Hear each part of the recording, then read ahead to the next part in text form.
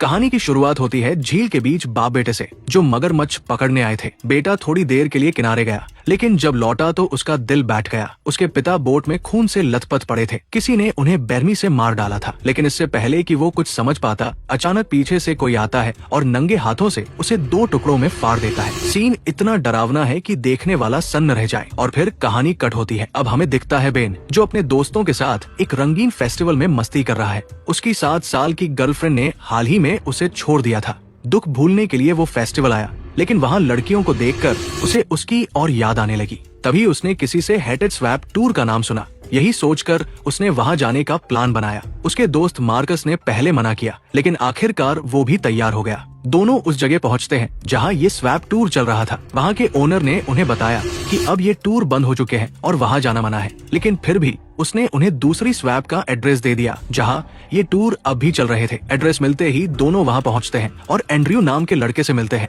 जो ये टूर करवाता था। वहीं पर 2 मॉडल्स भी थी, जो अपने डायरेक्टर डग के साथ उसी टूर पर जाने वाली थी। टिकट लेने के बाद सब लोग टूर बस में जाकर बैठ जाते हैं। बस में और भी लोग बैठे थे जो उसी टूर पर जा रहे थे। एंड्रयू बस चलाकर सबको स्वैप तक ले गया, जहां सब बोट में बैठ गए। जैसे ही एंड्रयू बोट स्टार्ट करके आगे बढ़ता है, तभी पानी में कुछ दूरी पर एक आदमी जोर जोर से चिल्लाकर उन्हें वहां जाने से रोकने लगता है। लेकिन सब उसे पागल समझकर नजरअंदाज कर देते हैं और आगे बढ़ जाते हैं। एंड्रयू उन्हें स्वैप में घुमा रहा था और क्योंकि ये हॉन्टेड टूर था, वो बीच बीच में उन्हें डराने की भी कोशिश कर रहा था। स्वैप के किनारे एक पुराना घर नजर आता है। एंड्रयू बताता है कि ये घर इस जगह की डरावनी कहानी का हिस्सा है। ये था विक्टर क्रावली का घर। विक्टर इतना भयानक दिखता था कि लोगों को डर लगने लगता था। कहा जाता है कि एक दिन उसके अपने पिता ने ही गलती से उसे कुल्हाड़ी से मार डाला था। कहानी यही खत्म नहीं होती। लोग कहते हैं कि आज भी क्रावली अपने पिता के लिए इसी जंगल में अजीब आवाजों में रोता है। तभी मैरीबेथ कहती है कि ये घर और ये पूरी कहानी नकली है। लेकिन कुछ ही देर बाद उनकी बोट पानी के नीचे बड़ी चट्टानों में फंस जाती है। सब लोग बोट को निकालने की कोशिश कर ही रहे थे कि अचानक तेज बारिश शुरू हो जाती है। लाख कोशिशों के बाद भी बोट हिलती नहीं और धीरे धीरे डूबने लगती है। सब वही फंस जाते हैं। तभी जिम टूटे हुए पेड़ पर चढ़कर किनारे तक पहुंचने की कोशिश करता है, लेकिन अचानक उसका पैर फिसल जाता है और वो पानी में गिर पड़ता है। तभी एक मगरमच्छ उसका पैर पकड़ लेता है। वो जोर जोर से मदद के लिए चिल्लाने लगता है, लेकिन कोई उसकी मदद नहीं कर पाता।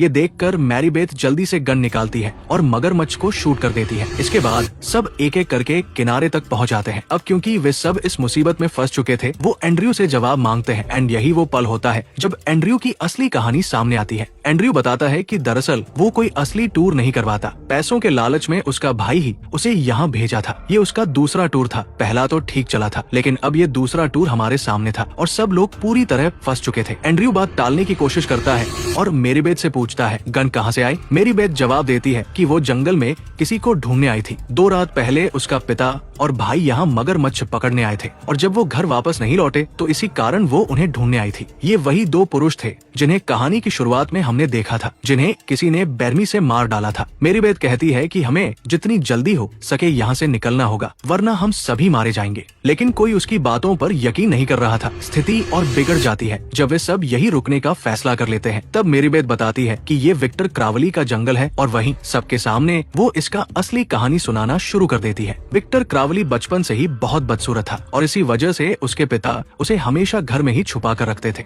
वो उसका इकलौता बेटा था और भले ही वो बदसूरत था, पिता उससे प्यार करते थे। वही के बाकी बच्चे उससे डरने की बजाय उसे डराते थे। बच्चे उसका मजाक उड़ाते थे और यही वजह थी कि वो अपने पिता के साथ शहर से दूर जंगल में रहता था। एक हैलोवीन की रात जब उसके पिता घर में नहीं थे, कुछ बच्चे घर के बाहर उसे परेशान करने लगते हैं। वे पटाखे जलाकर घर के अंदर फेंक रहे थे ताकि डरकर विक्टर बाहर निकल आए, लेकिन पटाखों की चिंगारी से घर के दरवाजे में आग लग जाती है और विक्टर क्रावली अंदर ही फंस जाता है। तभी उसके पिता वहाँ पहुँच जाते हैं और बच्चे ये देखकर तुरंत वहाँ से भाग खड़े होते हैं। उसके पिता दरवाजे को खोलने की बहुत कोशिश करते हैं, लेकिन कोई फायदा नहीं होता। फिर वे हैचजेट लेकर दरवाजा तोड़ने लगते हैं, बिना ये जाने कि दरवाजे के दूसरी तरफ विक्टर क्रावली खड़ा है। जैसे ही दरवाजा टूटता है, हैचजेट उसके पिता के हाथ से छूटकर सीधे विक्टर के सिर में लग जाती है और उसकी मौके पर ही मौत हो जाती है। अपने इकलौते बेटे को आंखों के सामने खोने के बाद उसके पिता पर ऐसा झटका पड़ता है कि वो अपने ही घर में पूरे 10 साल तक अकेले रह जाते हैं। एक दिन ऐसा आया कि उसके पिता भी अपने शरीर से आजाद हो गए,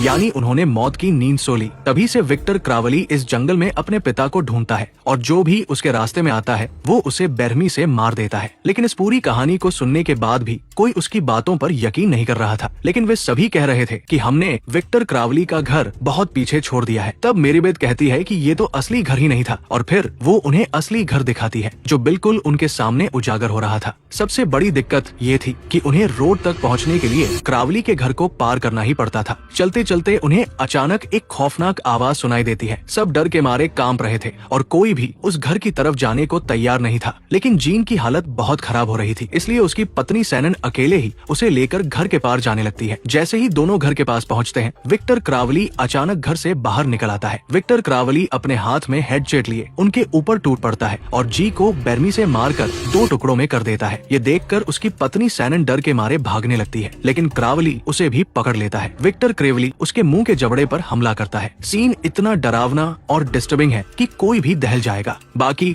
सब लोग डर के मारे वहाँ से भाग जाते हैं, लेकिन मेरीबेथ गन निकालकर शूट करने लगती है। जब क्रेवली उसकी तरफ बढ़ता है, वो गोली चलाकर उसे नीचे गिरा देती है। गिरते ही क्रेवली बौखलाकर वहाँ से भाग जाता है। सभी लोग एक जगह इकट्ठा हो जाते हैं, लेकिन डग कहीं नजर नहीं आता। दूसरी तरफ हमें दिखता है कि डग अकेले भाग रहा है। तभी वो क्रावली से टकरा जाता है और क्रावली उसका सिर मरोड़कर उसे बेहद दर्दनाक तरीके से मार देता है, जिसकी वजह से उसकी भी मौत हो जाती है। दूसरी तरफ बचे हुए सभी सर्वाइवर्स वहाँ से निकलने की कोशिश में लगे हुए थे, लेकिन फिर कोई घूम फिर कर उसी घर के सामने पहुँच जाता है जहाँ क्रावली रहता था। तभी मेरीबेथ क्रावली से बचने के लिए हथियार खोजने घर के अंदर जाती है और बेन भी उसके साथ चलता है। वहाँ उसे अपने पिता और भाई की मृत शरीरें मिलती है। उन्हें देखकर मेरीबेथ का हाल बुरा हो जाता है। इतने दर्दनाक दृश्य को देखकर मेरीबेथ जोर जोर से रोने लगती है। दूसरी तरफ सर्वाइवर्स झाड़ियों में कुछ आवाज सुनते हैं। मार्कस जब चेक करता है तो पता चलता है कि वहाँ बस एक जंगली जानवर का छोटा बच्चा था। इससे सभी थोड़े शांत हो जाते हैं और थोड़ी राहत महसूस करते हैं, लेकिन तभी पीछे से अचानक विक्टर क्रेवली आ जाता है और मॉडर्न जेना को पकड़ लेता है। वो बेल्ट सेंडर मशीन सीधे उसके मुंह पर चला देता है। ये देखकर मेरीबेथ का खून उबलने लगता है और वो अपने गुस्से पर काबू खोकर उस पर अटैक कर देती है। वो नीचे गिर जाता है और बेन मौके का फायदा उठाकर मेरीबेथ को खींचकर वहाँ से भाग जाता है। इस बीच एंड्रयू क्रेवली पर हमला करने की कोशिश करता है, लेकिन क्रेवली बेहद बेरमी से उसका सिर धड़ से अलग कर देता है और एंड्रयू की मौत बहुत ही दर्दनाक तरीके से हो जाती है। जेना में अभी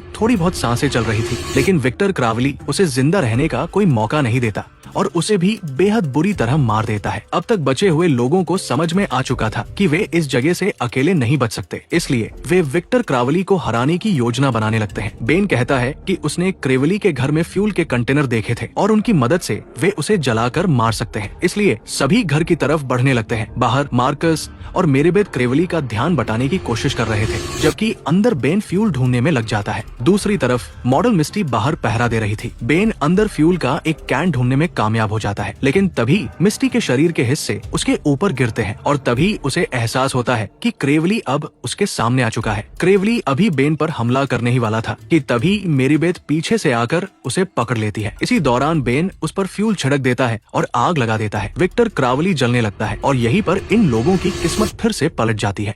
लेकिन किस्मत विक्टर क्रावली के साथ थी। तभी अचानक बारिश शुरू हो जाती है और आग उसके शरीर से बुझ जाती है। ये देखकर बाकी लोग समझ जाते हैं कि अब उनका असली खतरा क्या होने वाला है। डर के मारे वे सभी वहाँ से भागने लगते हैं और भागते भागते एक कब्रिस्तान तक पहुँच जाते हैं। कब्रिस्तान का गेट उनके सामने आता है, लेकिन उसी समय क्रावली भी उनके सामने आ जाता है। वे जान बचाने के लिए भागते हैं, लेकिन क्रावली मार्कस को पकड़ लेता है और उसकी बॉडी की हर हड्डी तोड़ देता है। बेन अपने सबसे अच्छे दोस्त को मरता हुआ देखकर काफी टूट जाता है, लेकिन अफसोस ये था कि वो उसके लिए कुछ नहीं कर पा रहा था। मेरीबेथ उसे संभालकर कब्रिस्तान से बाहर निकाल ले जाती है। तभी क्रावली कब्रिस्तान के गेट का सरिया उठाकर बेन की तरफ फेंकता है, जो सीधे उसके पैर में लग जाता है। अब बेन और मेरीबेथ दोनों अपनी मौत के करीब है। क्रावली दौड़ते हुए उनकी तरफ बढ़ता है, लेकिन इसी बीच बेन एक समझदारी भरा कदम उठाता है। बेन सरिया को निकालने की बजाय उसे क्रावली की तरफ मोड़ देता है और सरिया सीधे क्रावली में जाकर घुस जाता है। दोनों तुरंत वहाँ से भागकर आगे बढ़ते हैं। तभी मेरीबेथ को उसके पिता की बोट भी मिल जाती है। दोनों बोट में बैठकर सुरक्षित वहाँ से निकल जाते हैं। जैसे ही दोनों बोट में थे, ऐसा लग रहा था कि वे क्रावली से बच चुके हैं, लेकिन हकीकत कुछ और ही थी। वे बड़े ही आराम से आगे बढ़ रहे थे। तभी क्रावली अचानक मेरीबेथ को पानी में खींच लेता है। वो किसी तरह खुद को छुड़ा लेती है और तभी पानी में उसे बेन का हाथ दिखाई देता है। मेरीबेथ बेन का हाथ पकड़कर पानी की सतह पर आ जाती है, लेकिन तभी तभी वो देखती है कि क्रावली ने बेन का हाथ काटकर खुद पकड़ रखा था। क्रावली अब मेरीबेथ को भी पकड़ लेता है और दोनों खतरनाक स्थिति में फंस जाते हैं। मेरीबेथ डर और दर्द से जोर जोर से चीखती है और उसकी चीखों के बीच ये दिल दहला देने वाली कहानी यही खत्म हो जाती है। अगर आप इस कहानी का अगला पार्ट देखना चाहते हैं तो नीचे कमेंट में पार्ट 2 लिखना ना भूलें। Thanks for watching.